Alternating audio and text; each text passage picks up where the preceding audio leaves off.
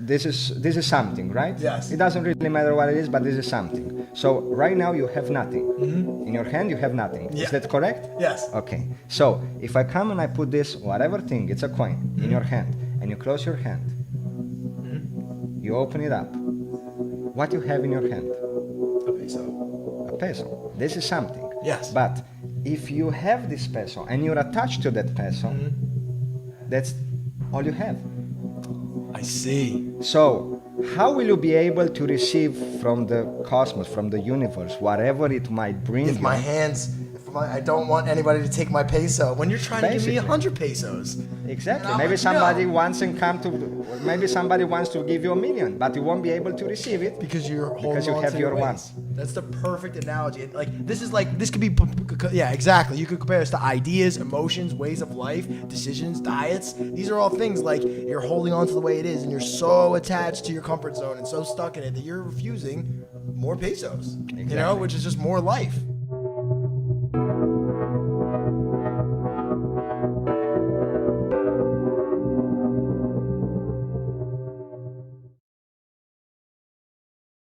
And we're back. Welcome back to State of Anarchy Late Night Show. I'm here with Yussef. I cannot pronounce his last name. Bolokan. Bolokan. Yes. I swear one day I'm going to learn every language in the world so I will never botch another name ever again. 'Cause I'll have all the vowel sounds down. Thanks for joining me, my friend. I actually just met you. Thanks for being here. I appreciate it. You saw me like giddily singing as I was like coiling wires, and that's how we met. You were like, you look like you're really enjoying yourself. I'm like, thanks, man. And I think we were talking about how like that's the trick is like, if more people move towards what they liked as far as like their work and their vocation, that would create such a different climate for them in their lives, and that would ripple out into other people's lives. What do you think? You agree? Yes, I do.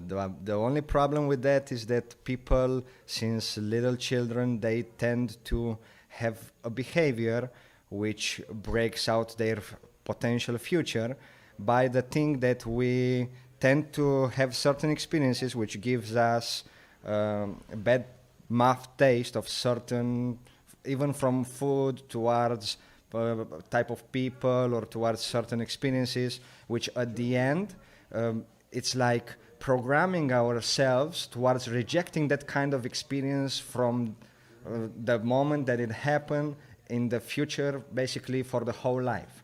So it's like Einstein used to say, the real capacity of the human being, it's not said in these words, but I could interpret it in these words, is to basically be able to reprogram yourself. Yeah. And many people doesn't tend to understand this concept, which is very, very easy. It's just having a real open mind and to accept that some things that you have experienced in past, which may not be as grateful or beautiful or maybe useful at all, even from simple examples like food, maybe like cucumber or maybe like carrots or whatever, they simply don't like that. And if they would just open their mind enough as to say, am I missing something?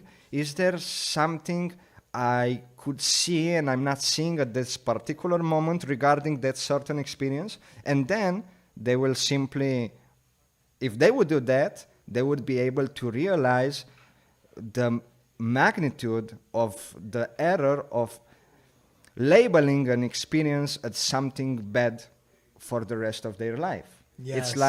It's like having, there is a good example, it's like having a coin. This is one peso coin. So imagine your life, it's like the hand. Yeah. And there comes somebody and tells you, okay, I have 1 peso, and there you go. Put it on okay, let's try with you. So this is something, right? Yes. It doesn't really matter what it is, but this is something. So right now you have nothing. In your hand you have nothing. Yeah. Is that correct? Yes. Okay. So if I come and I put this whatever thing, it's a coin, in your hand, and you close your hand, you open it up. What you have in your hand? A peso. A peso. This is something. Yes. But if you have this peso and you're attached to that peso, that's all you have. I see. So how will you be able to receive from the cosmos, from the universe, whatever it might bring If you? I don't want anybody to take my peso. When you're trying to give me Basically. 100 pesos. Exactly. And I'm Maybe like, somebody no. maybe somebody wants to give you $1 million, but you won't be able to receive it Because you're holding because you on have to your your one. ways. That's the perfect analogy. And this could be, yeah, exactly. You could compare this to ideas, emotions, ways of life, decisions, diets. These are all things like you're holding on to the way it is and you're so attached to your comfort zone and so stuck in it that you're refusing more pesos. Exactly. You know? This is very, very useful in life, but there is one problem with that. That by itself doesn't give. It's like a recipe. It's like you want to prepare some, let's say, enchiladas, right? Mexican food, enchiladas. Delicious. And if you want to prepare enchiladas, but you don't put the sauce, there are no enchiladas. So basically, this is very, very important and very useful, but it requires something else. It's not only being able to open yourself towards growth and towards questioning, am I missing something? It's a matter of, when you do that, to be able to, how to name it? When you try to open yourself to go deep within your own roots. Many people, we could be talking about politics, we could be talking about any topic, not because I know them all, I don't know them all, but we could be scratching the surface of life. And the problem is that we don't go deep into the life. And as we don't go deep into the life, it's weird enough that sincerely what I see personally that is happening in the world is that scarcity of watching the roots of life. People tend to, as I just mentioned, speak about the just simple things that are the result of that foundations that we are lacking. For example, I don't have any religious intent whatsoever. It's just a saying, and that saying, if you pay attention to it, for me it's very powerful. Don't do to others what you wouldn't like them to do to yourself. Yes, the golden rule. Exactly.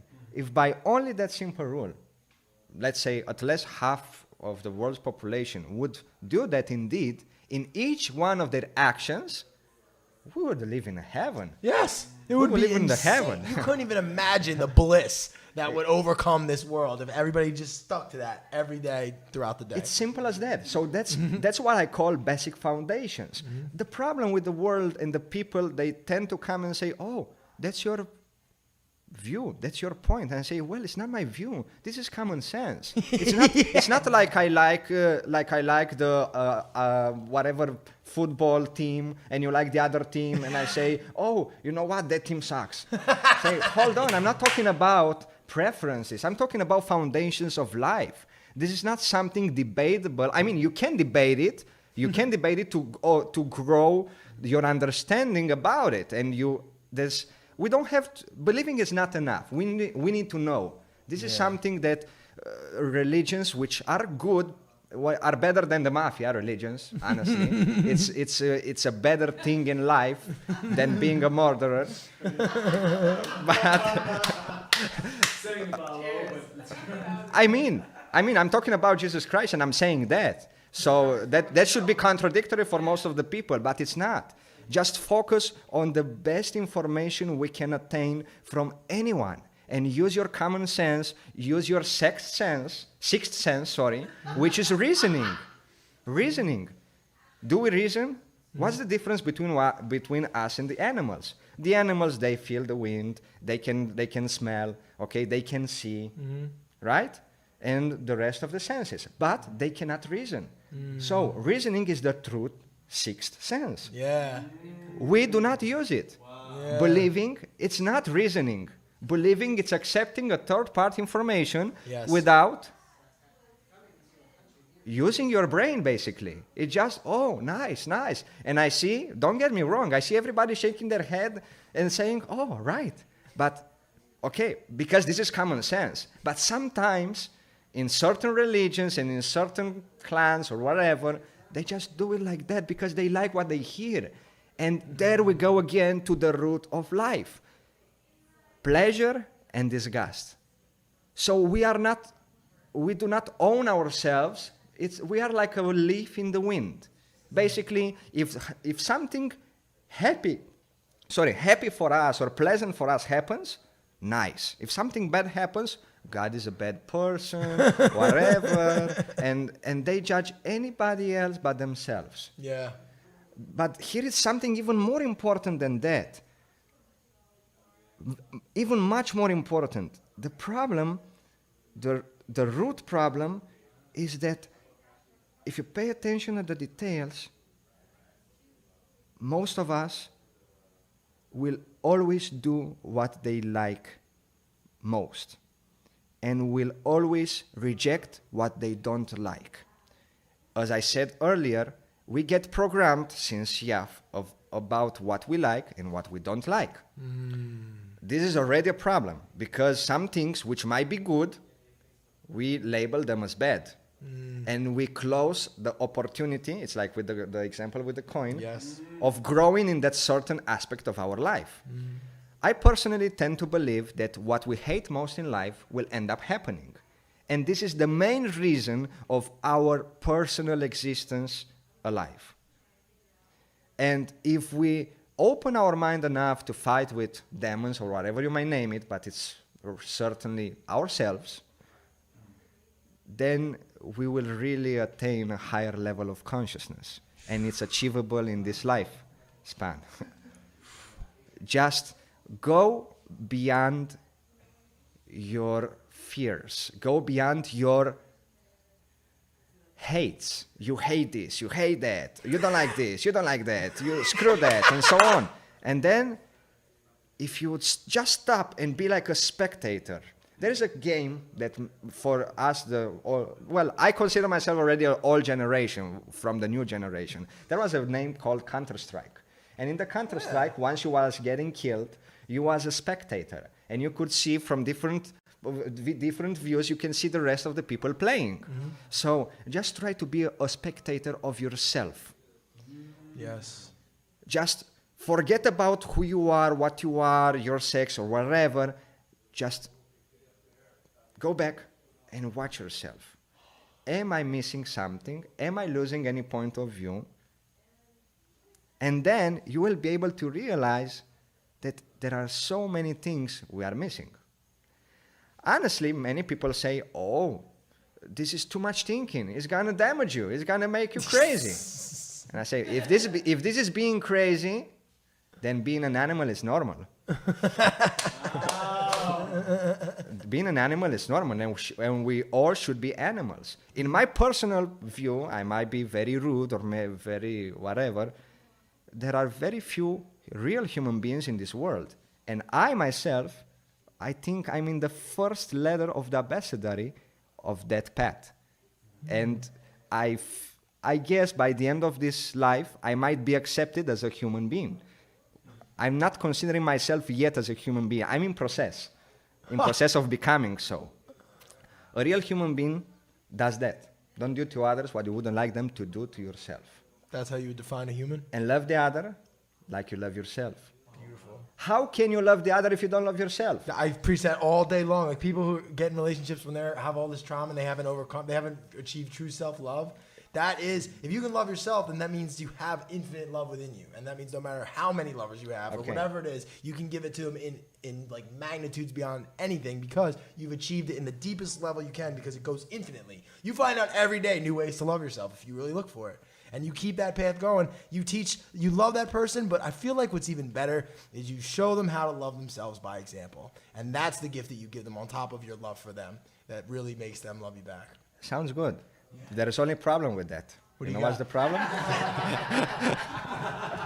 I love this guy. What's the problem? The problem is that we tend to enrich our qualities and to ignore our weaknesses. Yes. Let me tell you something. If we really love ourselves, why we eat so much garbage? I agree. Well, I completely He just agree. said about that. He was just talking about the importance of eating healthy. Yeah. Our body is our temple. We're born in it, and when we're gone, we're dead. We cannot live anymore in this world.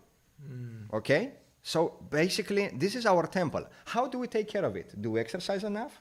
Do we stretch enough? Exactly. Do we drink enough water? Do we try our best to get informed how can we eat really healthy?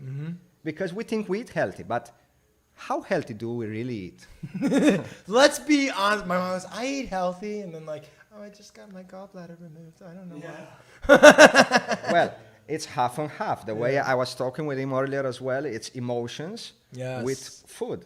You can eat the best food in the world. If you're a negative person and You'll you focus... destroy your body. Man, the world is already such a fucked up place. Sorry to say that. Yeah. If we would focus on negativity all the time, the world is already a messed up place. The best we can do is to focus on the most positive things. Yes. Oh. Dude, Sincerely. But he's an actualized philosopher. He's like somebody who understands the philosophy, and then he's like, okay, let's apply it, like in life. But in the action. deal is to work it, because many people just, okay, it's beautiful, that's nice. We're not seeing a movie, it's not a telenovela. We need to go on practice. We need to put our ass to work. Hey, fucking man, dude. Yes. You know, that's the deal. And well, some people, they are just too comfortable. And really, for God's sake, we are very resistant. We are so resistant, it's unbelievable. Because you can see it in the negative way and to say, no, that's a mediocre. He doesn't want to change. He will never change. He will die like that. But if you see it in the positive way, you look at that guy and say, that guy is not happy the way it is. He's not happy. And yet, he has not taken the decision to change. It's so resistant to that mess, to that bad life or bad habits he's having, if you would name them habits, and he didn't decide it yet to make the real change. Yes. These people is resistant, man. I look at them and I say, wow, how can you take so many hits without saying that's enough? To decide to just, it's like jumping in the pool, touch the ground with force and go up.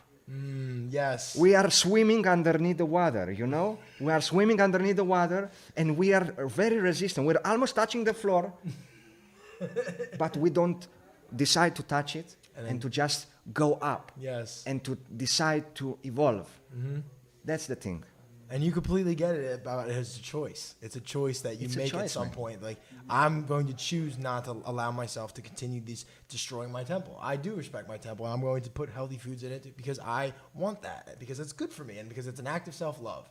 And then you keep on doing that and you realize, hey, this is actually super good for me and it makes me stronger. And it helps me teach other people how to do it too and makes them stronger. And together, we come together as like strong, loving, Paul's going nuts right now. I love it. Okay, but if you would just see ourselves as every thought, every action, everything we eat, and everything we speak, which would be action, as food, we would do whatever makes us feel better, but focus on that. Betterment doesn't necessarily mean healthy in this case, if we would talk about food and actions as well. So that's where wisdom comes. And wisdom, it's only attainable through self-understanding. Yes.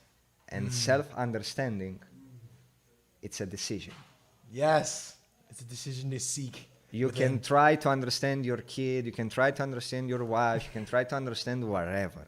You see, before we wasn't in such a big mess. Right now, in order to have a marriage, it's a hassle, man. It's so hard to have a marriage. It's hard. It's hard, bro. It's really hard. I commend my friends. Imagine. So, basically, we got to a point where sociably accepted, you can do anything. And everybody has a voice, which is good. But the problem is that while you have a voice, you are constantly bombarded with garbage information, which makes your voice be poisoned. You see, that's the problem. And now, if you focus, there are millions of radio stations, billions of movies, and most of them talk about the surface, which is good. There is people who need the surface. But after you have the surface, what else is it there? Is the surface enough? I mean, you can decide whatever you want in your life, and if surface is enough, it's like saying, okay, you're a baby boy, 4 years old, you're in the kindergarten, and you feel comfortable over there.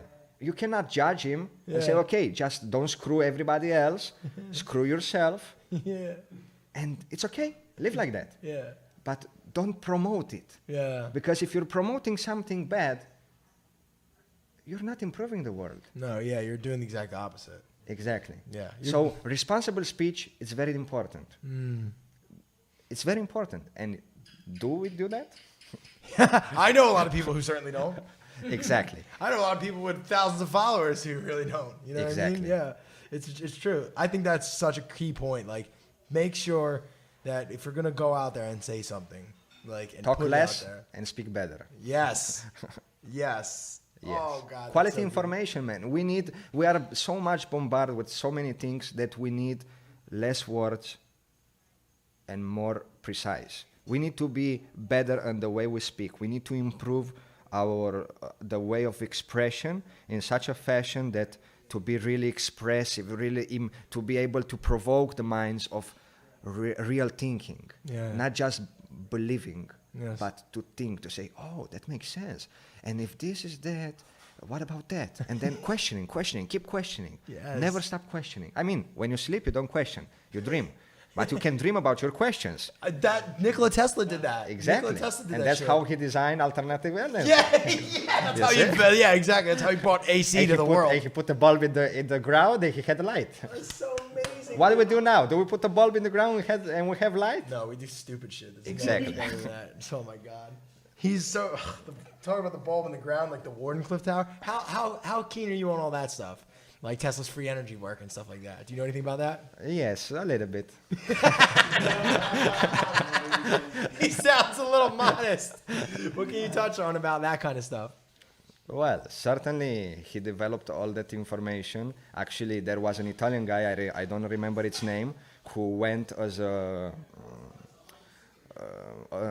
to study. Mm-hmm. Basically, Nikola Tesla was the master and he was the student. He went as a student, an Italian guy, and he seen the invention of the radio.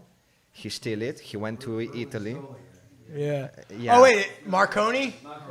Yeah, wait, there's a park down the street from me in my Italian neighborhood named Marconi Plaza, and it's got a picture of him, and he's like inventor of the radio. Basically, he steal the invention of Nikola Tesla. Yeah. Nikola Tesla had a submarine in the 1902, if I'm not mistaken, something like that, like 120 years ago, 118 years. Yeah. And he was remote controlling a submarine. And that guy was watching. He took all the information. He went back to Italy, and he became a legend. Yeah, he got a And he got if you ask anybody about Nikola Tesla, Mm-hmm. maybe one out of 10 people, generally speaking, knows about. Very Now it's few. more often, thanks to the internet and to people who started to share the reality of what happened, you know. Mm-hmm. But let's talk about the projects he's shown to J.P. Morgan. The Wardenclyffe Tower? No, the tower, it's one side of them. Mm-hmm. That you some people, elderly people of Germany, Mm-hmm. they are still alive in order to express it. I always wanted to do that, to go to Germany, to go to Frankfurt. Actually, I have a sister living close to Frankfurt in Wiesbaden, and to find these elderly people and ask them about what really happened that time. You know, I have that curiosity. Dude, me too. Yeah, I that would be love awesome. to know. But basically, Nikola Tesla shown him to J.P. Morgan how he could send. This is very knowable. I guess between us, it's very knowable that he showed a project to send the electricity wirelessly and to reach the ionosphere, and from there to travel and to have only receptors, which would be wireless towers. Instead of sending the radio frequency that we're sharing now, he would send electricity, which, by the way, wasn't electrocuting anyone. Nobody was dying of that. Yeah. You know. So beside that, he was showing the anti-gravity technology, which Yes. they end up stealing. Oh, I know Yeah. the electromagnetic levitation technology. Yes. Oh my God, yeah, it all went to basically they divided up all his work after his death, all the governments. What about the train in China that works under you can name it anti-gravity, but it's electromagnetic levitation. Yeah, that is what it the is. speeds it achieves. It's like how much? 800 kilometers an hour? Or I was on like one of those trains, yeah. Almost so like they a plane. use Tesla technology. That's so funny. I'm on the train, like my buddy's throwing up because he ate some bad food in China. and I have no idea. I'm sitting on Tesla technology being rocketed 300 miles. I think it's 300 like meters per second or something like that. Something crazy. Yeah? It's No, something it's crazy long. I might have the units wrong, but it's speed. nuts. Yeah, you travel all across mainland China. Like we were just taking trains from like Beijing, which is like the north end of like the east side in the center, straight down. It was like 3-hour rides. I'm like, dude, I just traversed this entire country. It's massive. Okay, so that's a great example. We have this technology today, but if you pay attention, we get scraps of that real technology. Oh, I know. So basically, they keep everything for themselves in order to have power just in case something bad will happen, in case we will gather together and start to understand that the only thing we need in the world is peace. And we all need peace. We all need peace. If we would all have peace, we won't disturb anyone. Yes, exactly. It's so simple. We all need peace. So it's like why you have your neighbor as an enemy if he only needs peace? He wants peace. You want peace as well. And so you conveniently live in peace next to each other. And Exactly. And just accept the differences. Everybody's different. Exactly. And once you accept it, it's nothing to react to, and it's nothing to make, and you just accept it. You're like, you're a beautiful person. We don't yourself. own anyone. We don't own the children. We don't own the wife. We don't own the wife. We don't own the husband. You don't we own don't anyone. own anyone. Yes, exactly. The most important rule of thumb in life for me is freedom of choice. Amen. Freedom of choice. Free will. Allow people to take decisions always and always when they won't damage the integrity of other people. That freedom of choice, it's unlimited. It is unlimited. The only limitation, if you want to call it a limitation, would be to have common sense. Exactly. And make sure it doesn't affect anyone else. The problem is that the common sense disappeared. Well, I believe it was forcibly eradicated by Basically. education systems. Yes. That's the whole point of that. You know what I mean? Yeah. Why the fuck do you think they got to get you when you're young? Because it's easy to get kids when they're young. They can't like fight back intellectually against what they're being told. They just accept it like a sponge. That's the point. And what we're doing, we get drunk with so much information that it's so hard to grasp. It's like,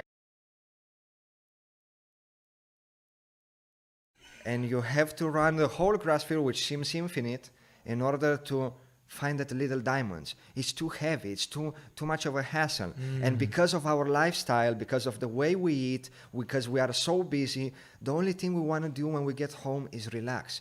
And this is not relaxation for most of the people. That's why I could say we're a fucked up society. That's the reason why. That's the reason why. We need energy. We need energy to dedicate to that. Yes. Not only time, energy.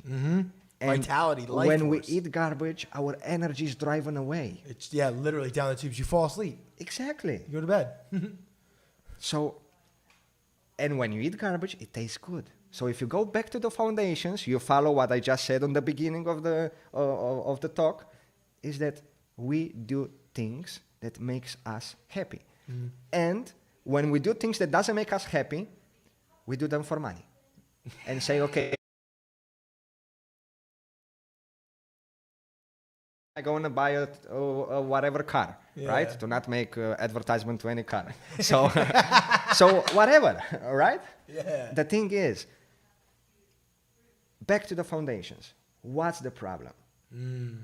We focus on things that don't really matter. Exactly. Money, it's a commodity. Yes, it's like a very minor function of like. It's a piece of paper that you give value to. Yes. And we allow the big people like David Rockefeller. It's already gone. He's dead, but he's one of the founders, if I'm not mistaken, I guess so, of the Federal Reserve. Yes. What they do? They print money out of thin air, and we break our bones working for that money. Yeah. Does that sound fair? That's the most ridiculous scam in In a the world. civilized world, are we a civilized world allowing that to happen? Well, that's the thing. Nobody knows it's happening, or at least not enough people know it's Well, happening. we all should know, and that's the information we should share. Exactly. I couldn't agree more. And that's what we're doing here, man. That's what Anarchy is about. That's what AEX is about. That's what the show's about. That's why everybody's up in here doing this shit. And that's why you came on the show and just dropped fucking knowledge, bro. I got a question. Where did you come up with all this knowledge, man? What's your background? Where did you get this? I'm a common human being like anybody else. Isn't that so significant? It's just another you out there. Exactly. That's all it is. Not a big difference. You just made the choice, right? Yeah, it's just decide what you want in your life and go for it. It's have a plan. I mean, not really a plan because, I don't know how to make a plan. Just see yourself in the future, how you want to be. What's life about? Okay, if you believe in God, that's a very important topic. Many people, they say they atheist. Okay, if you're an atheist, tell me, a cup of water, if we would be in the desert and we would be able to survive the time you want, billions of years, trillions of years, what's the real possibility of waiting, both of us, in the desert and wait for that cup of water to appear out of nothing? Think about it. No, really, think about it. Yeah, it's ridiculous. That's ridiculous. But yet, some people will come to an answer and say, no, there is a possibility which is 0.1%, okay? And I say, okay, there might be. But what's the other possibility? It's 99.99999 to not happen. Yeah. So if you want to live in the 0.001% mentality, okay, go ahead. But close yourself in the room, put a lock, and please don't share that with anybody else. Because, I mean, it's good to share it. That's something bad that I'm saying it. It's good to share because we need to see the rain in order to appreciate the sun. And we need to see the sun in order to appreciate the rain. So all this information is useful when you have a correct attitude. Yes. And having the correct attitude, it's a decision. So basically, that's what you need. You don't need a plan. Just have the correct attitude. Yes. And the correct attitude will create the plan itself. Yes, exactly. The correct attitude will throw the plan out and give you a way better plan. You're like halfway through the plan. You're like, oh shit, all this new shit happened. We got a way better thing going on now. You remember what Jackie Chan used to say? What did he used to say? Was it Jackie Chan or what? Or Bruce Lee. Bruce Lee. I Be knew like it. water. Be like water. Yes, sir. I know that Be exact like water. quote. Be like water, my friends. We don't understand that. Water can crash. We or imagine it can water. flow. Exactly. Adapt to all kinds of situations. Exactly. That's the beauty of the human power.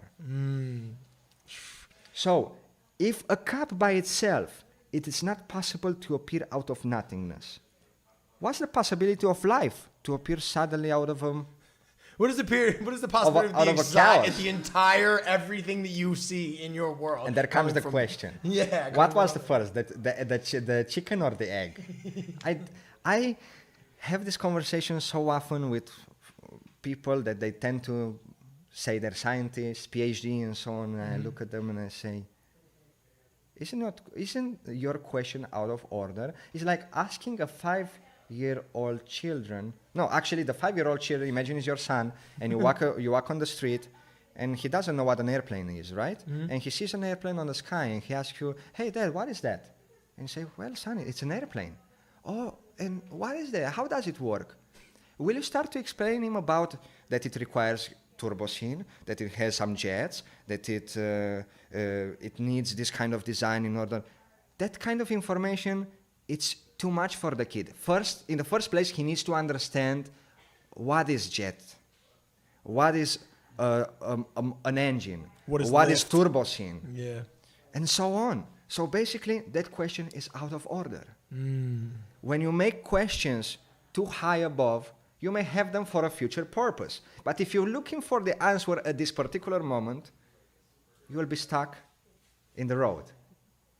And yet there is no traffic. So imagine that. Just close your eyes and imagine that. You're stuck in the road, but there's no traffic. Why you're stuck? Why you're stuck? And the scientists, they're stuck. And I look at them and I say, I can't fucking believe it. Sorry, I don't know if I should say that in the show. I agree with you. I completely fucking agree with you. I have the same reaction, and I was just like, no one ever feels that way. It's so awesome. We just stop in the middle of the street and look around and say, I have no answer to that, honestly. Yeah. That's something, it's mind-boggling for me. It is. It overcomes my understanding. Well, you do certainly understand a lot, my friend. It has been an absolute pleasure to get to talk to you. Do you have anything else in that amazing brain of yours that you want to share with our audience?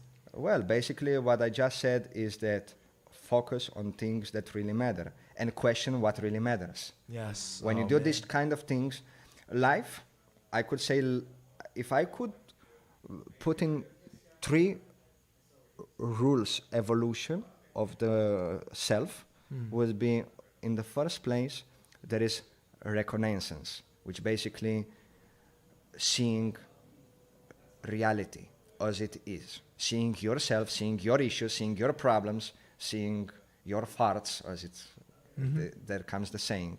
And this is the first step. Once you see it, you're already in the road. You're driving. After you see it, it's very important to mentally program yourself. There comes the reprogramming. It's when you change from negative to positive. And when you focus on things that really are important, you start being very selective. Yeah. That's the second step. The third step, it's you don't talk about it anymore. You just do it. Yes. Oh, wow. Yo, if you're watching this, rewind that and play that again. That third one. For real. That is the once you just be about it. You don't need to talk about it anymore. You just do it. It's the new you. It's the new you. Exactly. That's it, and that's when you know you made it. When you really don't have to tell anybody about it anymore. Yeah. You don't care about that. You don't care about anybody's opinion. Hey, you're nice. You're nice. You're beautiful. You're ugly. Have I asked you how I am? Have I asked you? I haven't. Everybody has defects. Everybody is ugly and everybody's precious. Yeah. Everybody's beautiful and everybody's ugly. Everybody's bad and everybody's good. Well, everything, man. Exactly. So what? So what? Accept each other and accept yourselves. Live yourself. Live yourself. If you are on the stairs and somebody needs help and you have no force, if you grab that person by the hand and you try to help him to reach a stair upwards, you will not have enough force. And that person might pull you down. Yeah. So sometimes we truly want to help somebody else, but that somebody else is very heavy. And we have to learn to motivate him. We can help him anyways. We can motivate him. If we're damaged, the last thing we can do is to motivate. Because, listen, that's a point. I want to touch that point. Many people of us, we tend to believe, oh, it's hard to give a speech. Oh, it's what an emotion. How can I do that? You guys are special. There's nothing special about it. And please let me follow the line. It's not that only it's nothing special about it, but you see, what we do, we focus on how the rest will perceive us. We think we have nothing to say. We think we can't talk about something, but every one of us has something to talk about. Every one of us. Yes. And every one of us have something to talk about so good that even him doesn't believe it. Wow. Himself or herself, they doesn't believe it. And what is that? We need to, while you can give advices even if you don't follow them. Very contrary. In my opinion, that's very normal and that's very useful. You may give advices even if you don't follow them. Because once you give the advice, if you have enough pride of yourself, you will say, holy shit, I don't do that. Yet I see the guy doing it, I'm doing the same thing. I advise him of doing it, and I'm not doing it. Shame on me. Shame on me. And that the sole thing that you're trying to help him helps yourself. Yes. And comes the pride in place, and that pride, it's used in a good way. Everything is a tool. A knife is a tool. You can cut your hand or you can cut something good. Everything is a tool. Same as money. Yes. Equilibrium. That's the whole point. There is one saying with an alcohol brand named Corona, and now they talk about the coronavirus and all this kind of stuff.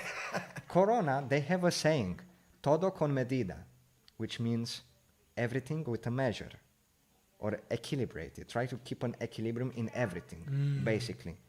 Honestly, is the simplest phrase and the smartest phrase I've seen in my little years on this world. Few years on this world. It's the smartest, the most efficient. And that phrase itself, todo con medida, everything with a measure, just try to remember it more often. Yeah. Only with that. Only with that. If you just remember that, that's enough to start. Yeah. Stay balanced in life. Stay balanced.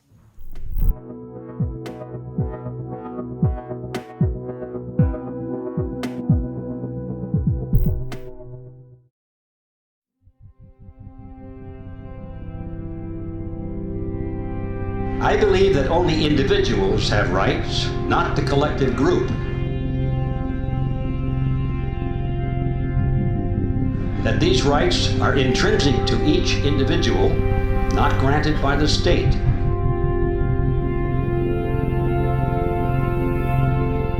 For if the state has the power to grant them, it also has the power to deny them. That is incompatible with personal liberty.